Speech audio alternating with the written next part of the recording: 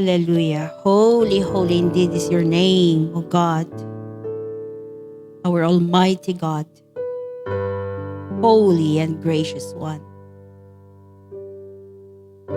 We revere you in this place. Thank you for being with us. Thank you for settling our hearts in your presence, O Lord. Thank you for bringing us here, O God, to hear you. We want to see you. We want to touch you. We want to hear your message, O Lord.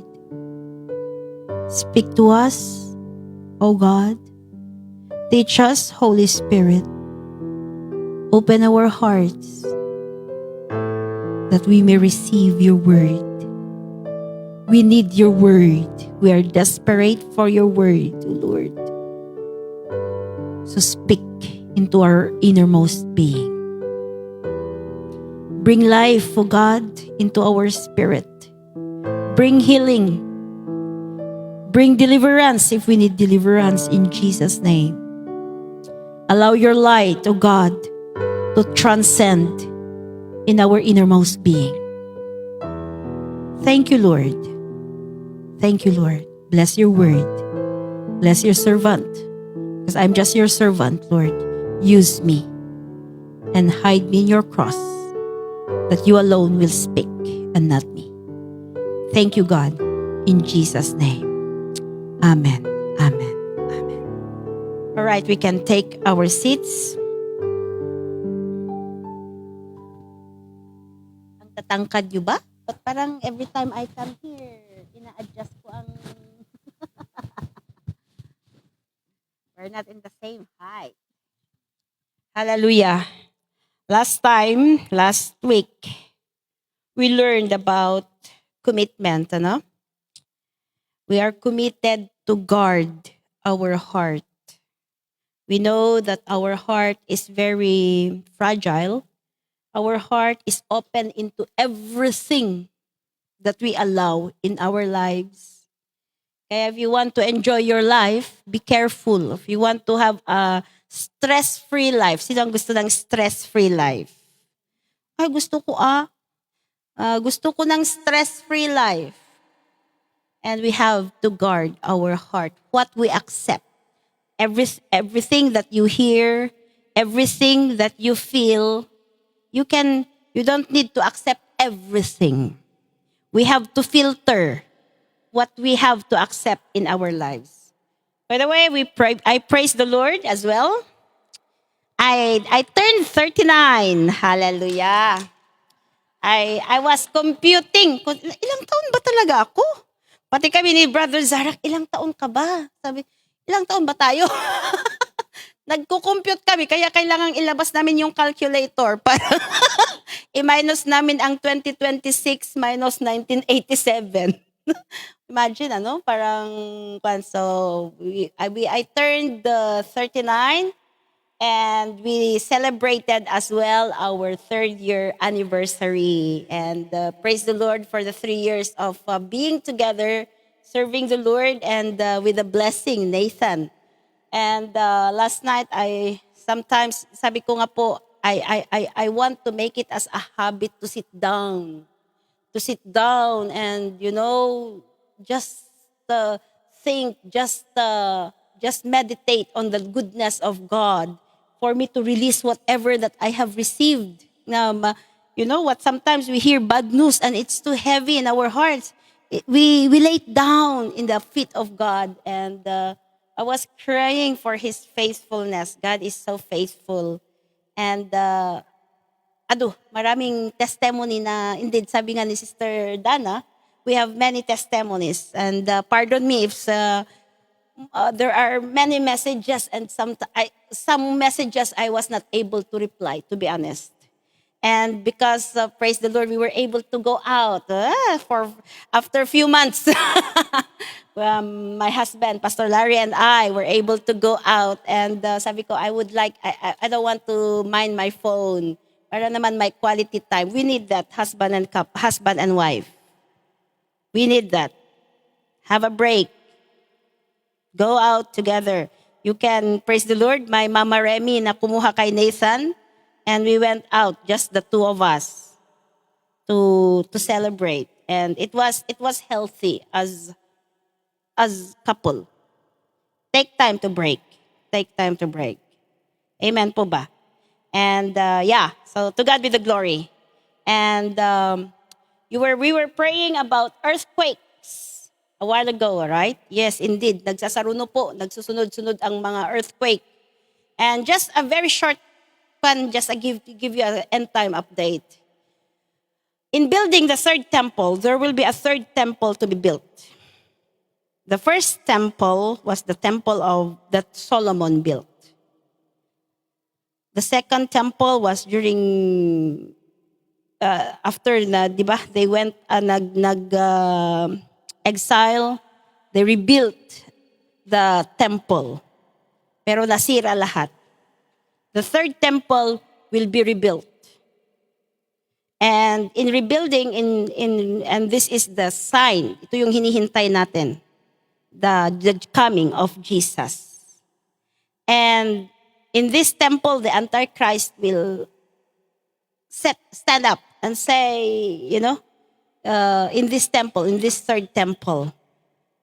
By the way, don't think that the Antichrist will still be born. He is already born.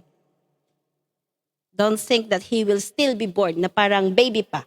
He is already born, waiting for his time to reveal himself. And, in building the temple, the Old Testament way, they have to offer sacrifices. And for a high priest, Old Testament way, we are now in the New Testament. But remember that the Jewish people are still acknowledging the Old Testament way. They did not believe on Jesus. They don't believe on Jesus. Some Jewish, they do, but most are still in the Old Testament way. And for them to have a high priest, kailangan po ang red heifer.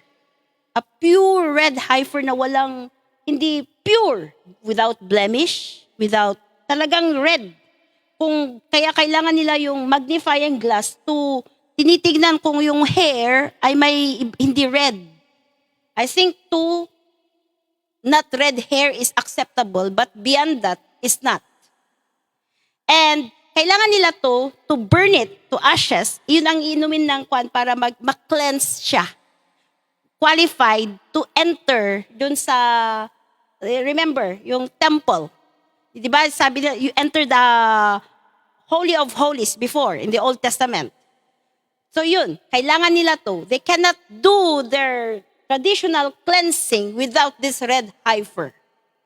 And from those who are keeping themselves updated, there were 6 red heifer that was brought from Texas to Israel years ago. Mga 3 or 4 years ago.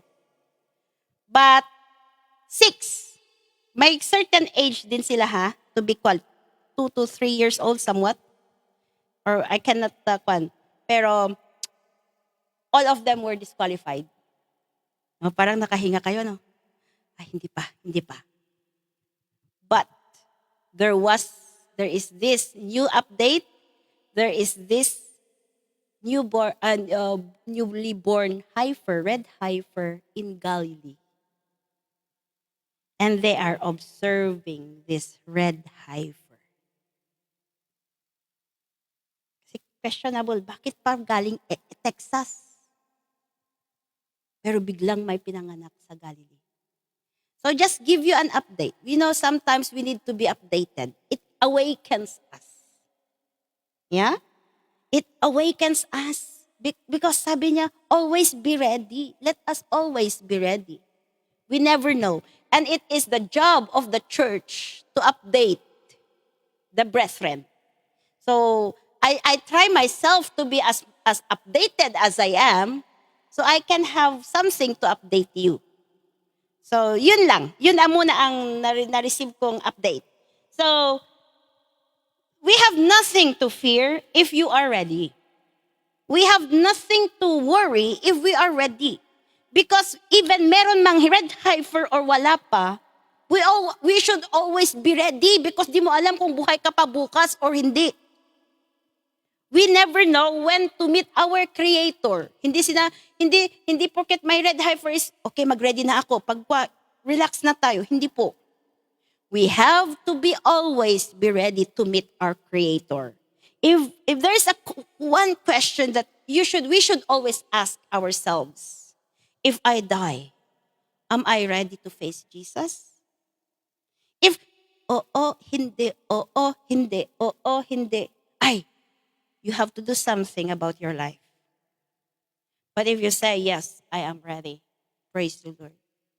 But nag-aalanganin ka, if you doubt your preparation, your readiness, do something. Better deal with it. It's between you and God. Amen po ba? It's between us. Our salvation is between you and God. Not between the church and God. It's personal. It's our personal relationship with the Lord. Amen. So, our lesson, pan ko lang yun, konting update lang. Our lesson for today is commitment to live, iwanan. To live na, not to stay, live na L-E-A-V-E.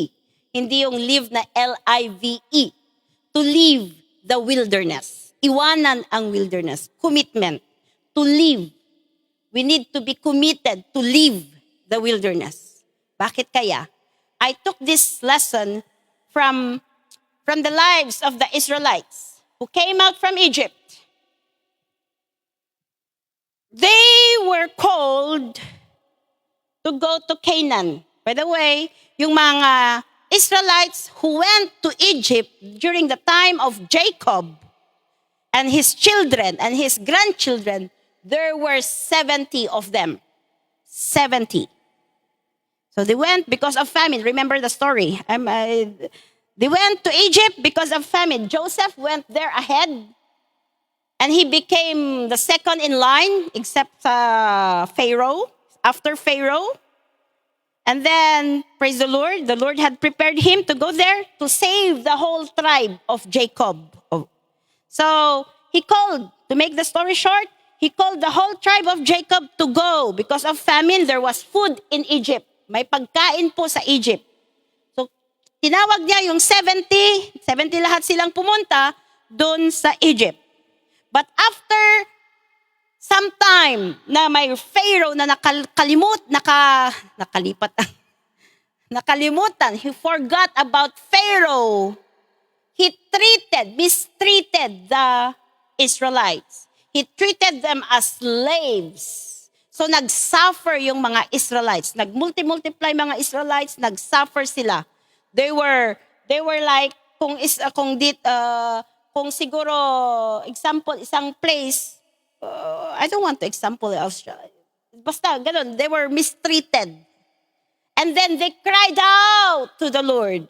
And the Lord, after 430 years, the Lord heard their cry.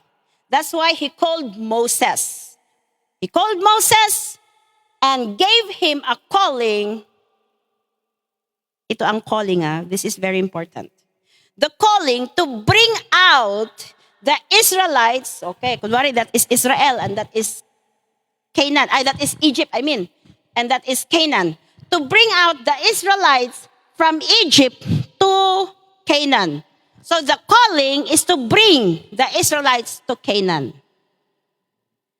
But, alam niyo ang nangyari, there were more than 1 million of people who came out from Egypt. Alam nyo, ang Egypt to Canaan is just few days walk. Few days. So malapit lang. But you know what the Lord has done? He allowed the Israelites to walk through the wilderness. Nagrara-around sila sa wilderness.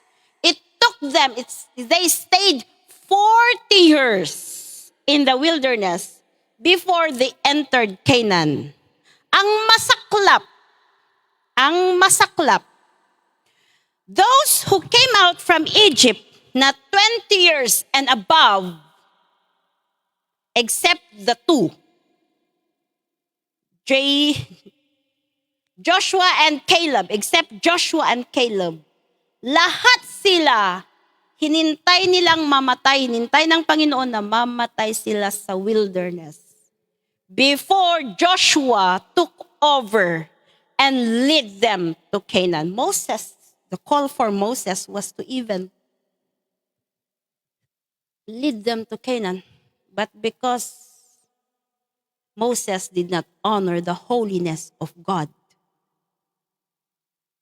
pinakita lang ng Panginoon ang Canaan kay Moses. Just a glimpse, pero not to step on it. Ano ibig sabihin nun? Remember the first time that Moses encountered God? The first character that the Lord has showed to Moses is His holiness. And then, because he did not honor the holiness of God, he was not able to finish his calling. So that's something that we have to take it in our hearts. But anyways, that is not our lesson for today.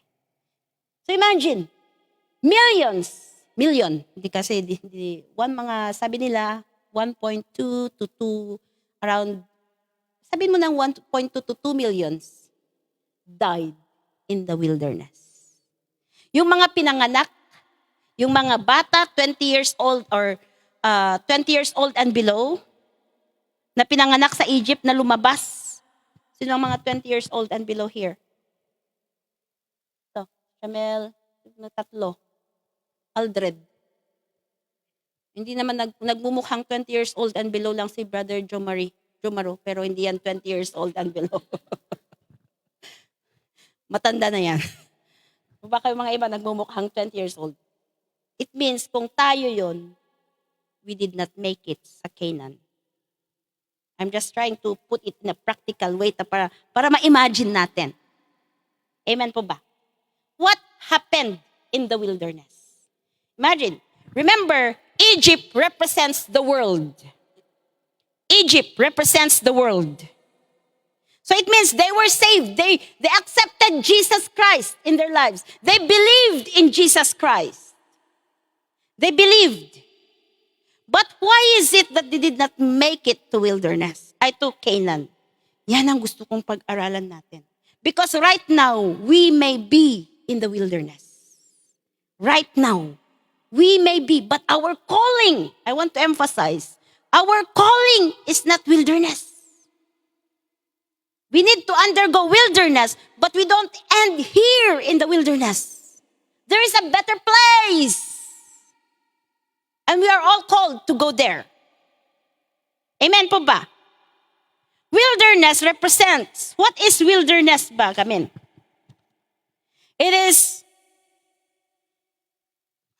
It represents, there is no food. Parang desert siya. No food, no shelter. A place of discomfort. There is trials and testings. Trials and testings. Ano pa? A place wherein there is suffering. There is suffering in the wilderness.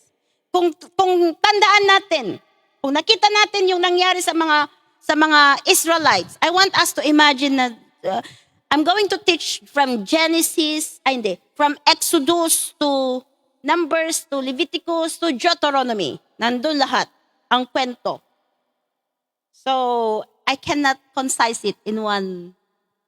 Kaya try to connect. Amen po ba?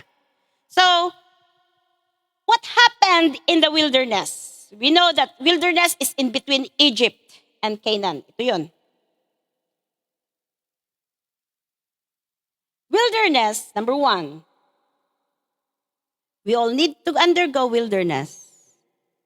Because wilderness is the place where desire for the worldly things are stripped off. Stripped off. natatanggal. Desire. It is a place. You undergo trials and testings. You undergo, pero there is a purpose. Trials and testings are God's design. That is to purify us. That is to refine us. That is to correct us. And in the wilderness, sabi ko nga po, in the wilderness, it is a place of discomfort. It is a place of lack. Pero this is a place where the worldly things are being stripped off. You know, I was listening to the testimonies of mga kapatiran natin sa Canderdin. And they said, you know what, Pastora? Every Friday, ang ugali namin, magga-gather. Alam nyo na, mga lalaki. Ano ang reason ng gathering ng mga lalaki? Mag-iinom kami. Inuman yan. But ngayon, they were very bold enough to admit we're still struggling with our vaping. I think vaping is very hard to let go. I don't know. Nurses, why is vaping very addicting? They find it very addicting. And I said, you will still undergo wilderness, but you have to let go of that. Don't wait that the Lord will touch your health just for you to let go of that. You know, sometimes the Lord will allow us to undergo sickness because of our own kagagawan. Amen po ba? The Lord is talking to us na our lifestyle. We need to let go of this. Wilderness is yung mga, we need to let go of envy. Sabi natin nung last Sunday, and let go of jealousy. Alam niyo ba yung mga envy, jealousy, unforgiveness? Number 1 cause yan ng heart disease. Lagi kong sinasabi yan. And ito, the Lord allows us to undergo situations na nag-aaway-away kayo sa family, family ninyo.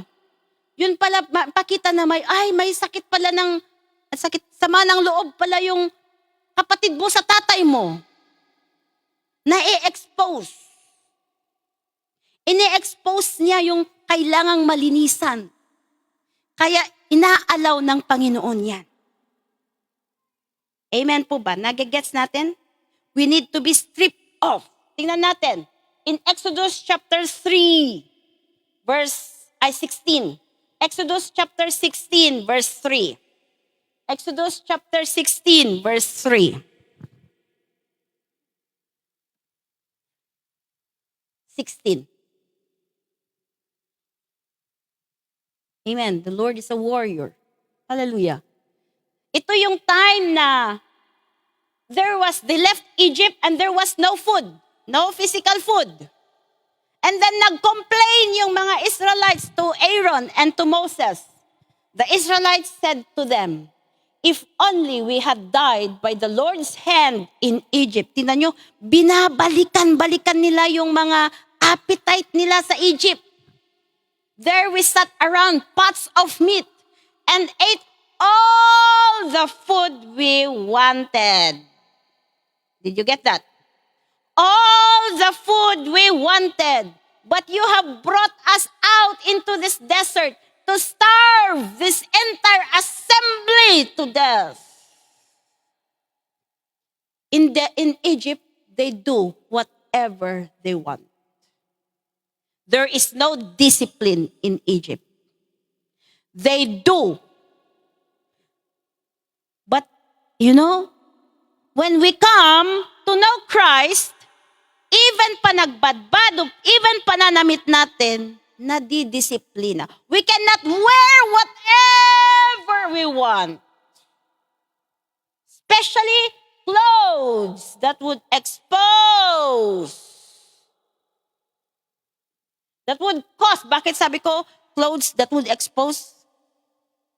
It will cause someone to sin. Diba? Dati, you can wear whatever we want. Pero pagdating sa church, ano ba yan? Nandiyan naman. Pati earring. May kinorek akong earring na tatlo-tatlong earring, tas isang malaking dangling. Sabi ko, my dear, magpipreach ka, mamaya yung earring mo na lang ang tinitingnan ko. So you see? Amen po ba? It was in the wilderness that they were tested of their appetite. What is our appetite until up to now? Do we still crave worldly things? Do we still crave the life in Egypt, our old life? Every Friday, I go to the pub and dance. Ay, wala namang ganito. Hindi ko alam. I don't know. You know yourself. What are the things you left in Egypt? When we say Egypt, worldly things, makamunduhang gawain. Kailangan nating iwanan ang Egypt. Amen po ba? So, verse 4. Can we read verse 4? Then the Lord said to Moses, I will rain down bread from heaven. Tinakita yun? Bread from heaven for you.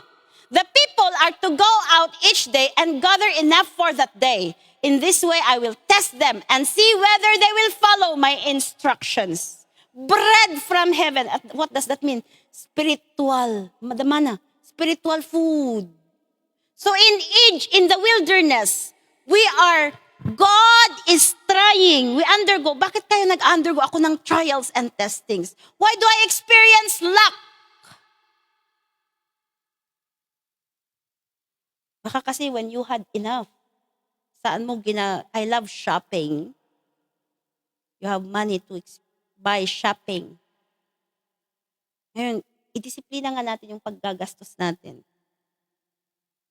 Or, okay naman ang mag-shopping. I'm not saying, hindi okay yung shopping, Pero yung mag-shopping ka na parang, you shop na for all yourself, naging selfish, very selfish na, no? You don't even try to honor God. Amen po ba? So, spiritual, nagiging, God wants us to change our craving from the worldly craving into spiritual craving. Kapag noon, ang gusto mong craving is horror movies. Friday night, walang trabaho bukas. Horror movies. Anong klaseng movies that would satisfy the flesh? Pero ngayon, may cell group na. Napapalitan. Kapag noon, ang gusto mong binabasa is Harry Potter. Pocket books. Sinong gaya ko ditong mahilig sa pocket books? Yung Tagalog pa. Ano yung precious precious hearts na mahal. Tapos, social yun noon, totoo. Tapos palitan. Swap tayo, may precious hearts. Tapos yung kaswap niya talagang precious hearts din. Hindi pwedeng iba. Sinong gaya ko nun? Or yung K-drama na ipupuyatan ko talaga. Yeah, ipupuyatan ko yung K-drama. Feeling ko, kilig na kilig ako. Parang perfect man. Kaya sabi ko, ay buti na lang na wala yun. Kasi yung ideal man nun, talagang perfect. Mayaman, na gwapo, na mabait, na maalaga, na talagang susunduin kapag tag-ulan. Di ba? O di ba, bigla siyang nandun kapag kailangan mo, para siyang Jenny na andun ka agad. Mga ganun ideal, very idealistic na kwan. Deceiving. Kapag noon yung mga cravings natin, iba na ngayon. Mapapalitan ang cravings natin into spiritual things. Amen po ba? So the Lord will allow us to undergo trials and testings or, spiritual dryness. Yung parang hindi ka makampanti sa loob mo. There is no peace in you. Kasi baka yung tinitingnan mo is K-drama lagi, K-drama lagi, K-drama. Maganda yun napansin nyo ba, in just a day, okay yun. Pero kapag yun na lang yung inaatupag mo, parang there is no bakante rin. Mararamdaman mo na parang walang nangyari sa buhay mo. You are useless. And then, magda-down ka. Madadown ka ng madadown. Until you will come into realization na, Lord, only you can satisfy me. So the Lord will allow us to experience those. Para makita natin na, Lord, only you can satisfy me. Amen. Number 2. In the wilderness, we learn to war. Hallelujah. We learn na makipaglaban in the wilderness. Exodus chapter 17, verse 8 to 16. Because, this was the time. It's a very long verse ito. You just take note. It is a long verse, but this was the time that, what's his name? Joshua went to war. And then Moses was left outside. And they were lifting their hands. Every time that Moses raised his hands, Joshua wins. But every time he puts down his hand, Joshua is losing the war. So what they did, they put her and Aaron to carry his hand. Nag-rest yung kamay niya para laging nakataas yung kamay niya. And there are many wars that had happened in the wilderness. Ano ang gusto ng Panginoon? When trials and testings come, there are 2 sources of trials and testings, ha? Number 1, it might be a consequence ng action mo. Wag naman nating pabasulin wag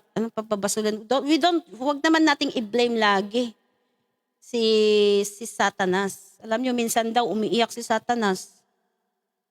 Sabi nila, bakit ka umiiyak, Satanas? Ba't parang very unusual yan na ugali mo? Kasi mga Kristiyano, lagi ako yung biniblame nila sa mga masamang nangyayari sa buhay nila. Minsan, consequence din naman ng mga aksyon nila. Bakit lagi na lang ako? So consequence, it could be our disobedience, that we are facing the consequence of our action. Kaya tayo nagsasuffer. Kaya tayo may nararamdaman. Secondly, Satan is inflicting. Satan inflicts. That is one work of Satan. Amen po ba? And when Satan inflicts, wag mong i-feel na, ay, nadi-discourage ako. Ay, wala na akong joy. Wala na akong ganang pumunta. Kasi Satan steals our joy. Satan steals our joy. Wag mong i-feel. Gusto ng Panginoon na tumayo ka, lumaban ka, kasi hindi ka laging bata na gaya nila. Yung mga bata, tayo ang, ay anak, kaya mo yan, kaya mo yan, kaya mo yan. Pero time will come that tayo na mismo ang kaya ko to. With the grace of God, I can do this. Hindi yung kunting pagsubok sa buhay ay feel mo. The Lord wants each one of us to war. To resist the enemy, and he will flee. Amen. He will flee from us. But God said, we need to resist. And in resisting the enemy, malis ka man dito eh. Malis ka nga dito. Malis ka nga dito. Hindi ganon. If you want to resist the enemy, pumanaw ka man dito. Sige na, please. Pumanaw ka na. Ay, yung kaaway, hindi ay gusto niyang i-invade yung buhay mo. Pero ikaw, umalis ka nga. Umalis. Hindi ganon. Umalis ka nga dito. Talagang you have to push. Kung mabigat yung kaaway, nagaya ko, na mabigat, mahirap kang ipupush. Nagets?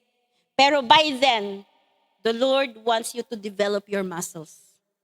Your spiritual muscles. The Lord wants to develop your worship. The Lord wants to develop your reading of the Word. The Lord wants to develop your prayer life.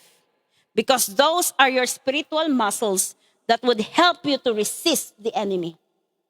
Because you are called to win the victory. You are called to be victorious. Amen po ba? Along the way, there will be discouragements.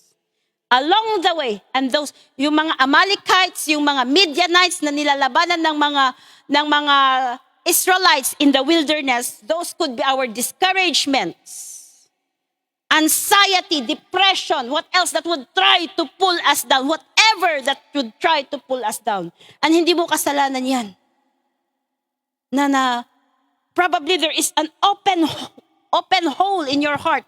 Kaya that has been opened in your life. But the Lord wants you to resist. You are not born to remain there.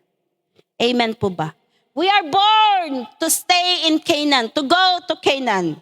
We are not called to remain in the wilderness. Hallelujah.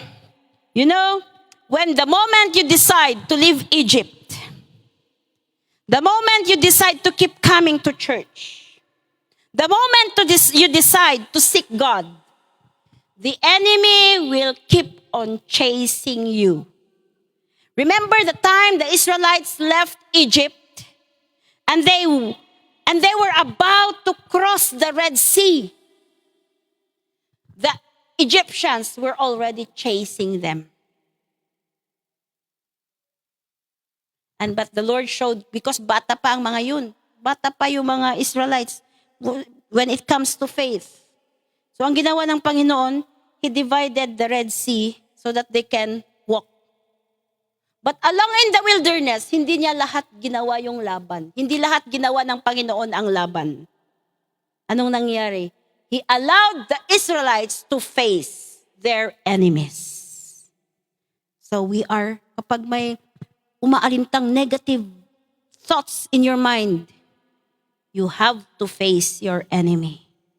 Face your enemy. Develop your spiritual muscles. And face your enemy. Wala ka ng pag-asa. Wala. May diagnosis ka na naman, Sister Juan. The Lord will put negative thoughts. The enemy will put negative thoughts in your mind. But we have to face. Amen. Huwag nating i-feel ang trials and testings. We are called to be victorious. Amen po ba? Amen. Okay, number 3. Devotion to God is tested in the wilderness. Devotion to God is tested in the wilderness. The story were tackled by the Sunday school teacher a while back in Exodus chapter 32. The whole chapter of chapter 32. You read that one. It was during this time, remember, Moses was the one called by God to lead the people to Canaan. Pero dahil hindi daw marunong magsalita si Moses, hiningi niya na samahan siya ni Aaron. So si Aaron yung naging kasama niya to lead the Israelites to Canaan. One time, God called Moses into the mountain to give him the 10 commandments. And he stayed there 40 nights. 40 nights muna. 80 nights in total yun, actually 80 days and nights. But 40 nights, because yung 40 days na naghihintay yung mga, nawala si Moses, wala yung leader. Asan na si Moses? Iniwanan na tayo. Asan na? Yung mga Israelites, wala na yung leader. Anong nangyayari? They pressured yung assistant niya na si Aaron, build a golden calf for us to worship him. So they pressured. Nawala na, di ba sabi niya, na wala sanang, parang pinalitan nila yung Panginoon, si God, into a golden calf. So their devotion to God was tested in the absence of the leader. Aaron was pressured by the people because Moses was not around. Alam nyo? So sabi pa ni Aaron, ito na yung Diyos nyo, Israelites. Kinuha niya yung si Aaron mismo, napapressure. Na-test yung devotion ni Aaron. Na-pressure siya. Kaya sinabi niya, okay, akin lahat yung mga gold stuffs ninyo, mga golden stuffs ninyo. Nagbigay sila ng earring, And then, shinape nila into a golden calf. And then sabi niya, "Oh, Israelites! Ito na yung Diyos ninyo. Worship your God." So they nagsayaw-sayaw sila, nagkanta-kanta, they did their chanting. They did it around the golden calf. And God was angry. Sabi niya kay Moses, "Bumaba ka na." Tinatawanan na, naging laughing stock na ang mga Israelites. So my point here is, sometimes when we undergo trials and testings in our lives, sometimes when we feel that God is so far away, we try to resolve things in our own. Our devotion, our faith, our devotion, nawawala na. Nawawala na. Remember, wilderness is, there is lack, there is discomfort. When things are not well in our lives, nawawala na yung focus natin sa Panginoon. Yun pala, tinitest lang ng Panginoon ang devotion natin. He wants a pure devotion. God wants the pure devotion of your life. Amen po ba? Hindi yung may mga idols tayo.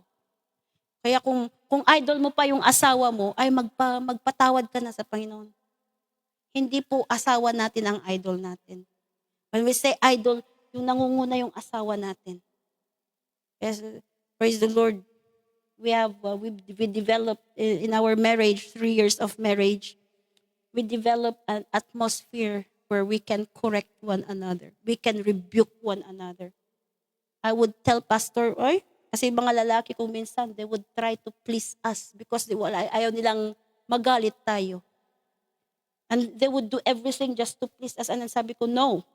Unahin mo ang pagbabasa mo ng Biblia. Unahin mo ang Panginoon bago ako. And He Himself as well towards me. Because we need to guard our idols. And possibly, di ba, sa mabuhay ng mag-asawa, we can make our husband or our wives our idol. Your wife, hindi wives. Amen. Kasi plural yun.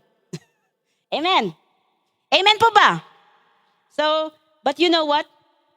Aaron's life was spared. Bakit? Deuteronomy chapter 9, verse 20. Actually,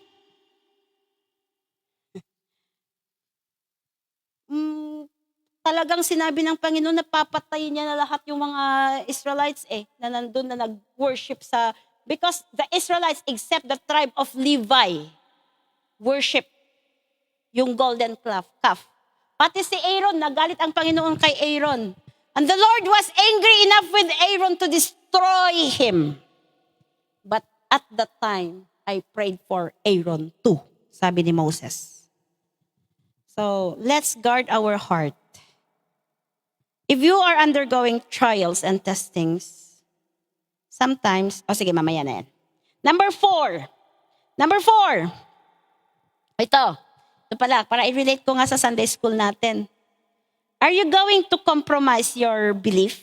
Remember yung moral relativism na sinabi natin sa Sunday school? Na, sometimes we just don't want to be persecuted. We don't want that people will, silang nasasabihan na dito na, pastor ka na ba? Pumupunta ka na ba sa church na yan? Pastor ka na ba? Hindi ka na ba umiinom? Silang nasasabihan ng ganito.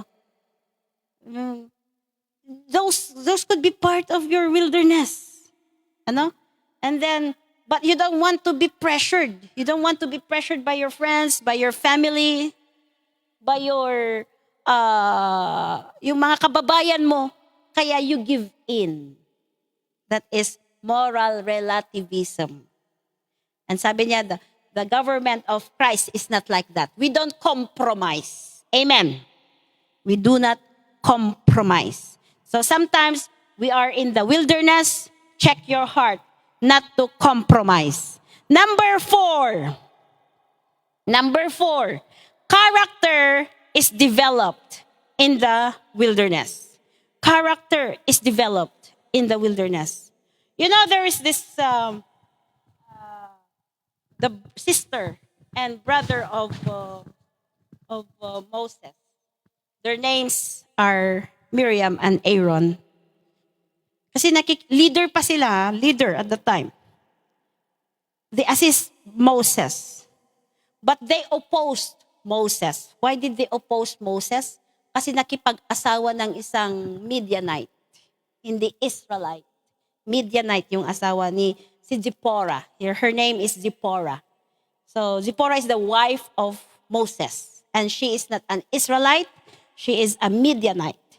And they were, why does God only talk to Moses and not to us? Tapos nakipag-asawa pa siya ng Midianite. So they have the character of murmuring, grumbling. May mga opposing one another.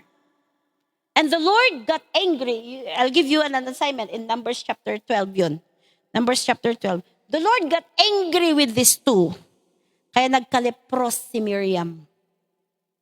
Ang ginawa nila, they have to put Miriam outside the camp. Kasi yung leprosy noon, bawal tumabi. Bawal tayong tumabi sa mga leprosy noon, Old Testament. Talagang outside the camp sila. So they waited. Nag-delay pa siya.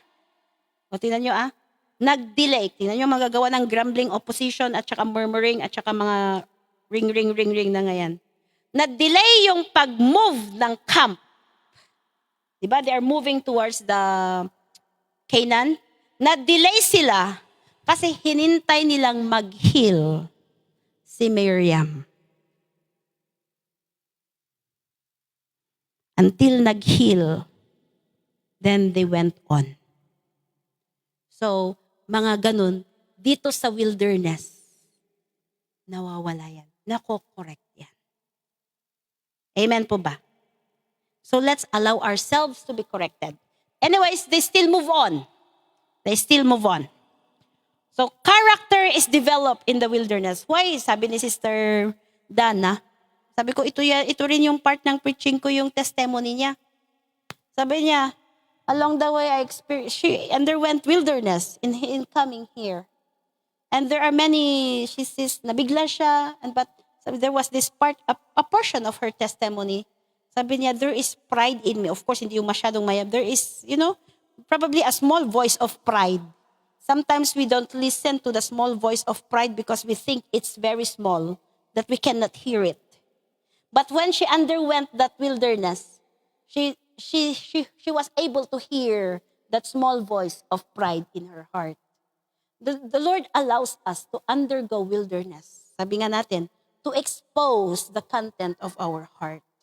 Is there self-righteousness? Is there pride? Is there unforgiveness? Kala natin, hindi napatawad natin lahat. Pero biglang may nangyari, tapos galit na galit ka. Bakit? Tapos mamaya umupo ka, bakit nga ba ako galit na galit? Parang konti lang yun, bakit ako galit na galit? There is an unresolved issue pala in your heart. But the Lord has allowed situation to expose it, to bring it out, because God wants the purity in your heart. God wants to cleanse our heart. You see how good God is? Kaya kung may trials and testings tayo, ano ba yan? No, be grateful in everything. Diba? The Lord says, thank the Lord in everything. Give thanks in all circumstances. In all circumstances. Trials man yan o hindi. Trials yan, maybe out of your, di ba sabi natin, trials can be result of the consequence of our action. But still, we thank the Lord because it's our time to learn our lesson. Di ba? Without facing the consequence, parang if everything is still normal, we will never learn. But if trials not to expose yung content ng puso natin, wow, God wants the purity in our heart. Do you see how good God is in the middle of everything? Amen. So, or if there is lack, God wants to stretch your faith. Oh, by the way, sabi nga namin, just recently, just this past 2 weeks, we received a news that my in-laws are being napapaalis sa bahay because that is not their house. And I said, Pastor was very stressed, and of course the stress comes to me. And I said, no, I don't want to be stressed. And sabi ko, let's see how the Lord will provide. So, nai-stretch yung faith. Nakita niyo yun? God wants, ayaw niya yung faith mo lang is ganito, little. He wants us to grow. He does not want you to be stressed out, but He wants you to grow and experience His miracles. Experience who He is in you.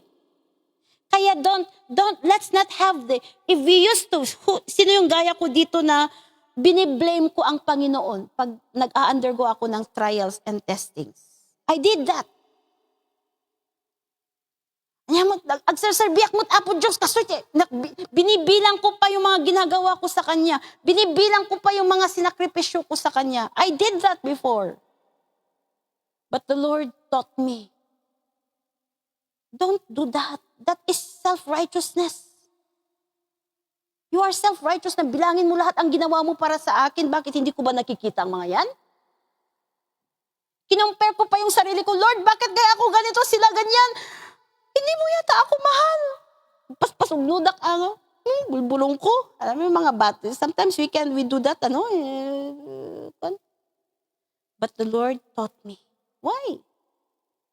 As I underwent those, I've experienced to experience His miracles, to experience how He carries me, to remove all my murmurings and to just trust Him, to remove but I do complain pa rin, especially if it's in my heart is under Lord, I'm complaining because He knows my heart anyways. But I always end up my prayer, forgive me if I complain, but teach me to be one. But I thank you, Lord. I always end it in thank you for this situation. Because I want to learn. I want to outgrow that complaining. Yeah? Did we get it? Our character. Until we become more loving. Dati noon, hindi natin maintindihan ng isa't isa ngayon. As we undergo trials and testings, okay, I'll try to go to her shoes for me to understand her situation. And then, okay.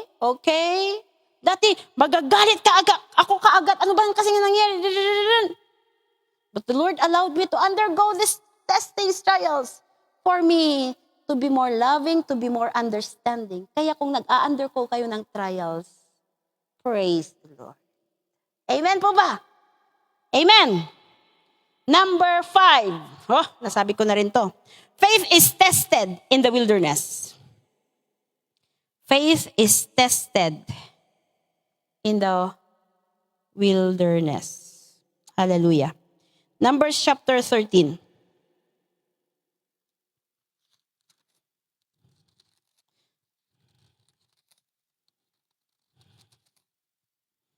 This was the time that they are almost there in Canaan. Actually, parang di ba Canaan, sabihin natin doon sabi mo na lang, yung Canaan is yung after the curtain. Beyond the curtain na yan. So, andun na sila. Sabi ni God, sabi ni Moses, mag-explore nga sila. I'll get 12 people from all the tribes to explore yung Canaan. Tingnan niyo kung anong nandun. Sabi ni Moses. So, pumunta yung 12. And then, bumalik sila, sabi nila, ang ganda-ganda talaga ng lugar. Yung isang cluster ng grapes, imagine ang isang cluster ng grapes, dito kinikilo na kulang pa ng 1 kilo. Yung isang cluster ng grapes ngayon. Pero noon, in Canaan, 2 ang magbubuhat. Imagine, 2. Dahil lang sa isang cluster ng grapes. Imagine that. So it means, it's very fruitful. The land is very fertile up to now. Israel is the Canaan now. Up to now, they can survive. Israel can survive without, imagine, kinat nila yung mga ports. Nagsusurvive pa rin sila. Sila ang nagkuhan ng water. They are gifted with talents as well. Intelligence. Kaya nilang i-purify ang water to, I don't know, I can't understand kasi it's very highly But up to now, the land of Israel is very fertile. And sabi nila, it is good. Yun nga lang, sabi nila, may malalaking tribe yung Anakites na nakatira doon. Hindi natin sila kaya. Sobra. We are just like a grasshopper in their sight. Hindi natin sila kaya. Pero sabi ni Joshua at saka si Caleb, hindi kaya natin yan with the help of God. If God is with us, who can be against us?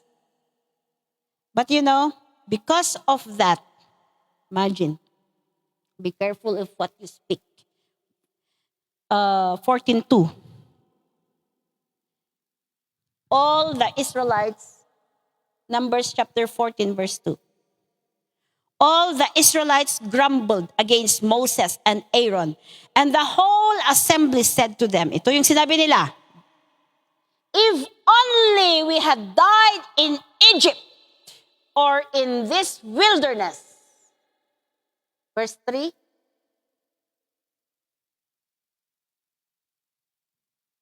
Why is the Lord bringing us to this land only to let us fall by the sword? Our wives and children will be taken as plunder. Wouldn't it be better for us to go back to Egypt? Lagi nilang iniisip yung Egypt. It means talagang hindi nila nilet go yung Egypt. Always Egypt. Sa Egypt, pwede akong ganito. Sa Egypt, I can do whatever I want. Dito wala. Sa Egypt, pwede akong magtrabaho ng Sunday kasi talagang double pay. Dito kailangan magsimba pa kami. Mas malaki ang kita ko nun sa Egypt kasi double pay. Ngayon, wala. Wala akong extra job ng Sunday kasi pumupunta ako ng church sa mga nagtatrabaho ng Monday to Friday. Ngayon, dito, wala. So, lagi nilang binabalikan. Bakit mo kasi binabalikan ng Egypt? Hindi ka na ba nasasatisfy sa blessing ng Panginoon? Verse 2, balik. I want us to go back to verse 2 because it has a connection sa number 6. If only we had died in Egypt or in this wilderness. Sabi nila, where is their faith that they can conquer the Anakites? So, sometimes, many times, our faith is tested.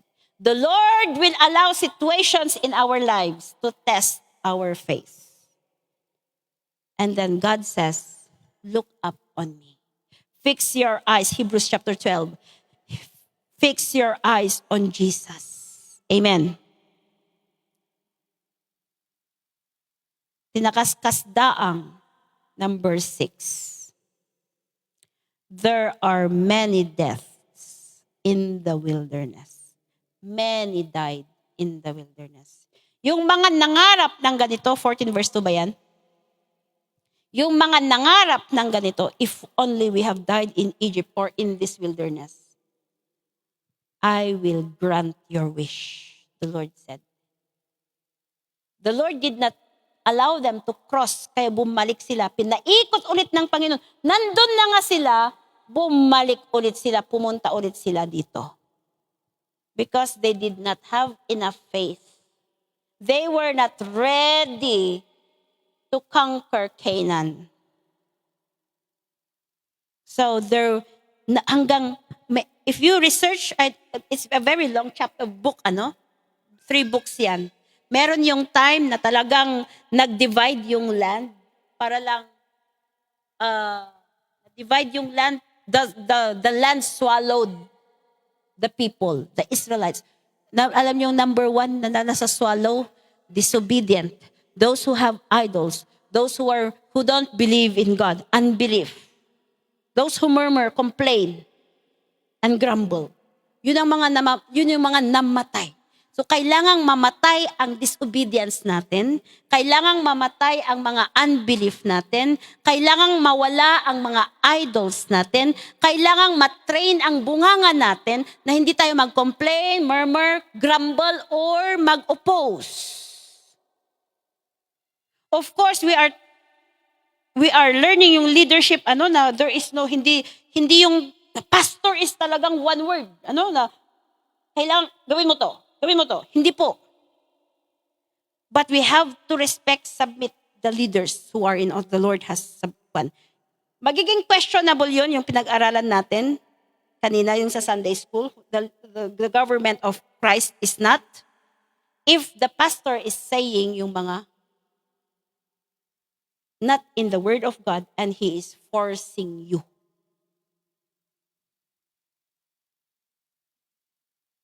But the Lord said, bakit sina Miriam and Moses did not enter one din? Because they keep on murmuring din sa mga kay Moses. And even Moses himself, kaya, commitment to live. We are not called. In our Christian life, we are still, while we are still here on earth, we are here in the wilderness. But we are called to enter heaven. Amen. We are called. Kaya, let's keep going. Let's keep walking our journey. Let's remove yung mga bitterness sa puso natin. Yung mga, sabi ko nga, I always talk about envy kasi malapitan lang yan. Malapitan lang yan.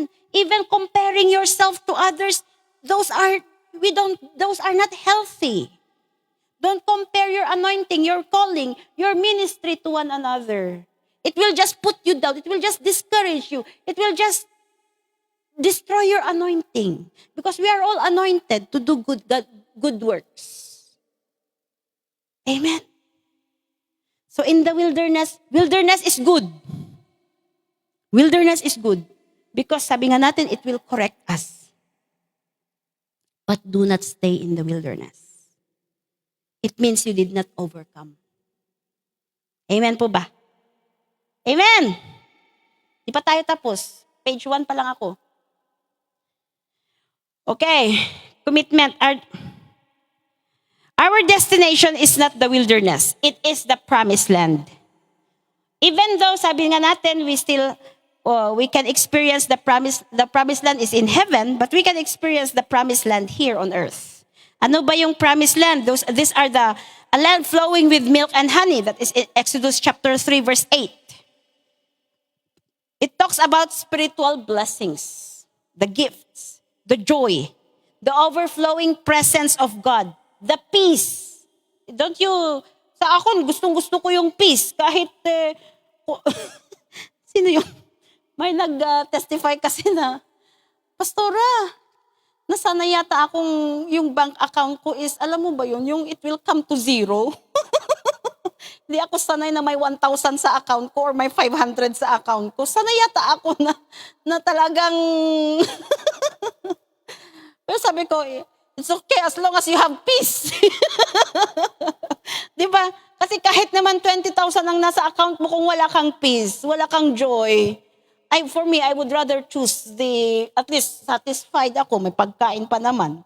So, number 1, what do we do alam niyo yung number 1 na yung sinabi ko, a place for desire for worldly things? Ito yung katumbas niya, commitment natin to do. Number 1 is Romans chapter 13, verse 14.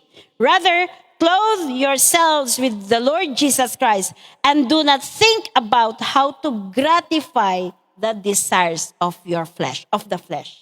Huwag mo nang isipin ang Egypt. Ang dami naming barkada sa Egypt, ang dami naming camping, ang dami naming ang daming ginagawa sa Egypt. Ngayon sa church na kami, puro practice na lang, walang time kasi huwag nyo na kasing isipin lagi. Kung may times naman, magka-camp tayo sa September, kaya are we all in sa camp? Amen. So, let's go and have fun as well.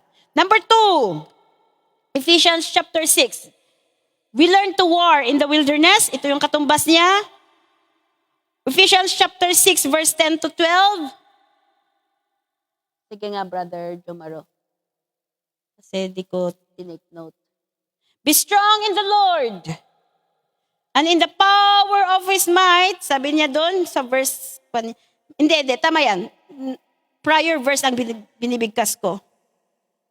Sabi niya, where Ephesians chapter 6, 10 to 12.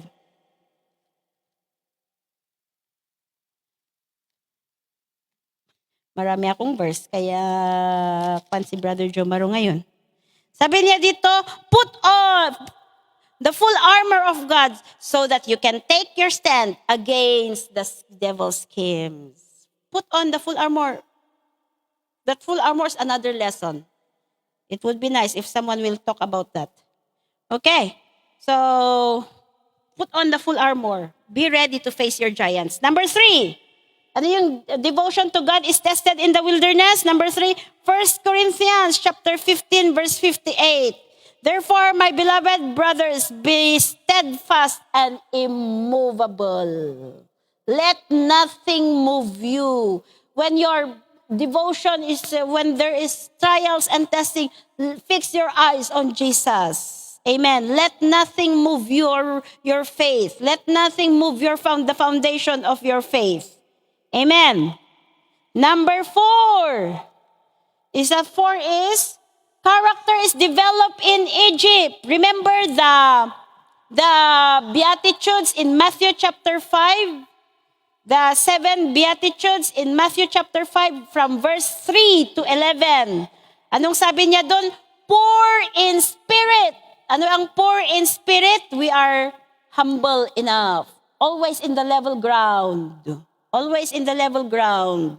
Hindi porket magaling kang kumanta, hindi porket magaling ka sa ganito, ay parang feel mo, dapat ikaw lagi ang nasa stage. Hindi po. Amen. Always in the level ground. Ano pang character? Mourn. Bakit mourning? Blessed are those who are mourning. Bakit kaya blessed are those who are mourning? Mourning over sin. Does sin grieve you? Are you grieved with sin? Are we grieved with what's happening in the world na nag-i-increase ang LGBTQ? It's becoming legalized na ang same-sex marriage. Are we grieved of that? Are we grieved if we see some people na they say, they curse God, or they even say the names of God like out of expression? Are we grieved? So, that is mourning. That is another character. Another one, meek. Being meek in the spirit. Alam niyo yung meek, anger under control. Kaya mong i-control, may self-control ka. Ano pa? Ano bang character ang dapat nating i-desire? Hungry and thirsty for righteousness. Are you hungry and thirsty? Do you love listening to the word of God? Do you want His presence even when you're at home, even when you're not at church? Do you want to hear His voice? Merciful. Another character is merciful. Another pure in heart. And another is peacemakers. These are the characters the Lord wants to develop from each one of us. Amen po ba? We're still in a work in progress. But praise the Lord. As long as we desire to seek the Lord, we are being molded.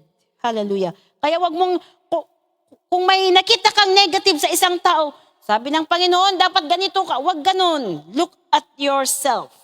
Let us look at ourselves. Number 5. Ano yung number 5? Faith is tested in the wilderness in Hebrews chapter 10, verse 23.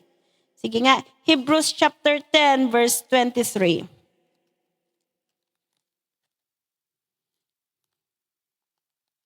Malapit na.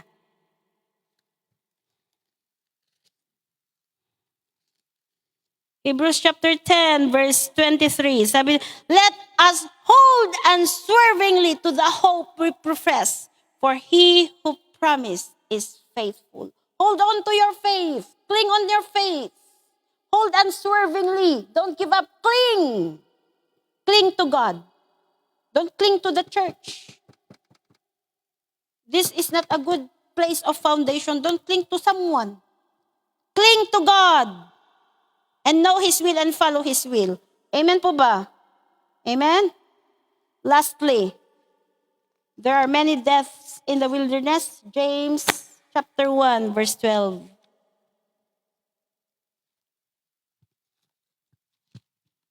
Meron na ba? James chapter 1. Blessed is the one who perseveres under trials. Bakit? Because having stood the test, that person will receive the crown of life that the Lord has promised to those who love Him. Persevere. We are still walking in the wilderness. We are still in our spiritual journey. Persevere until you reach Canaan. May mga testings man tayo personally. May mga testings man tayo physically with our with our physical family. May mga testings man tayo as a church. Di ba? Nararamdaman nyo minsan may testing tayo as a church. But it should not stop us. Amen. But praise the Lord. Alam nyo, sabi ko when I hear natetest ang isang church, sabi ko, praise the Lord. I don't take it so heavily. Because God is molding us. God is teaching, wanting the best out from us to come out. Amen. At kapag nag-stand firm pa rin tayo as a church, mas gaganda ang relationship natin sa isa't isa. Mas makikita nila ang unity natin. Amen po ba? Amen. So, persevere. Persevere is endurance. Keep going. Don't give up. Keep going. Don't give up. Let nothing move you. Sabihin mo sa katabi mo, let nothing move you. Okay. Conclusion. Brethren, we need to make a decision every day to leave the wilderness. When I say you leave the wilderness, you have a life of victory. Leave yung mga undeveloped character. Leave yung mga lack of faith. Leave yung mga fear natin. Leave it. Leave. Get out. And isa pa, between the wilderness is the Egypt and Canaan. God does not want you to be in between. Kaya nga, we have to leave the wilderness. God does not want us to be lukewarm Christians. Parang, yes, Lord, ngayon, bukas is, yes, Egypt. Hindi po pwede. God does not want us to be 50-50 Christians. So we have to leave wilderness and stay in Canaan. Leave wilderness. Dangerous. Wilderness is good. Wilderness is good because we are being developed. We are being molded in the wilderness. But if you stay in the wilderness, you will die in the wilderness. So don't stay. Allow yourselves to be molded, but get out from wilderness. Don't stay in the grumbling stage, in the grumbling position, in the opposition, murmuring position. Get out from wilderness. Get out from fear. Get out from lack of faith. Get out from lukewarmness. Amen po ba?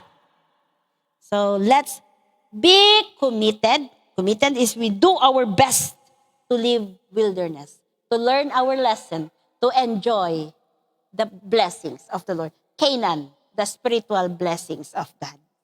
Amen po ba? The Lord bless you, and I pray that the word that you have grasped for today will grow in your heart. I pray, it's my prayer that each one will bear fruit. Fruit that will last. Fruit in your personal life, and then fruit to others. Fruit that means a transformed life. So God bless you all. Amen. I'll give it. Let us all arise and let us pray. Hallelujah. Thank you, Lord, for the message that we have received today. Thank you because you have called us out from Egypt. Lord, allow us to let go of Egypt from our lives, Lord. Not to always go back, not to always look back like what the wife of Lot did. But Lord, allow us to fix our eyes on you and to grow in every step to grow in faith in every step that we take. Bless the words, Lord, that has been spoken. Bless each one who received. Bless it in Jesus' name. Amen.